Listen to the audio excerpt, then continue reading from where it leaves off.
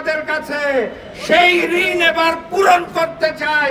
Seven সিস্টারকে স্বাধীন করে পরের বার এখানে থামবো না, দূতাবাসে ঢুকে যাবো ইনশাআল্লাহ।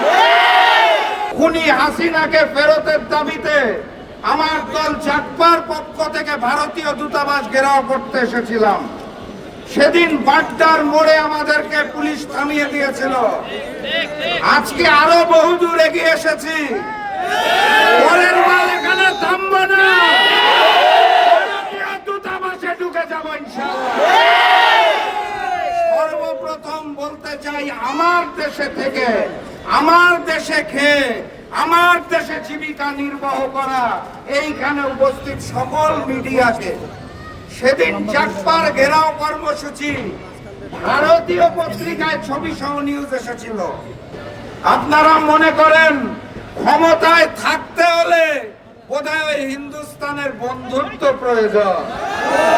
অগাস্ট মাসের 5 তারিখ ছাত্র জনতা প্রমাণ করে দিয়েছে এই বাংলাদেশে ভারতীয় আধিপত্যবাদ চলবে না, নতুন করে নরেন্দ্র মোদী আর হিন্দুস্তানের সাথে বন্ধুত্ব করতে চাইছেন, সেই বড় দলকে বলতে চাই, নতুন জালেম হবেন না, মাটিতে ভারতীয় আধিপত্যবাদ চলবে না। সর্বশেষ আমি হিন্দুস্তানকে বলতে চাই, আমার দেশের সীমান্তে হত্যা চলবে না, অবৈধ পুশিং চলবে না, 54টি অভিন্ন নদীর পানির ন্যায্য ইচ্ছা লাগবে, খুনি হাসিনাকে ফেরত দিতে হবে।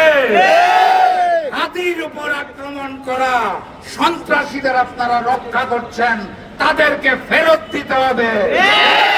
দ্রুততম সময়ের মধ্যে ফেরত না দিলে, আপনারা নাকি 71-এ আমাদের সহযোগিতা করেছেন, আমরাও মুক্তিকামী সেভেন সিস্টারকে সহযোগিতা করতে, যদি কোনো ঋণ থাকে আপনাদের কাছে, সেই ঋণ এবার পূরণ করতে চাই। সেভেন সিস্টারকে স্বাধীন করে আমার দেশের প্রশাসন যারা পিছিয়ে দাঁড়িয়ে রয়েছেন তাদেরকে বলতে চাই, বাংলাদেশের মুক্তিকামী জনতাকে আপনারা রুখতে পারেন, ভারত থেকে আসা গুলি রুখতে পারেন না কেন?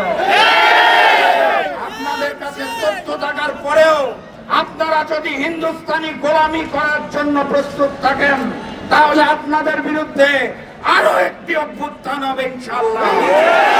নতুন বাংলাদেশে হিন্দুস্তান এবং হিন্দুস্তানের কোন বন্ধুত্বকে আমরা মেনে নেব না ইনশাআল্লাহ।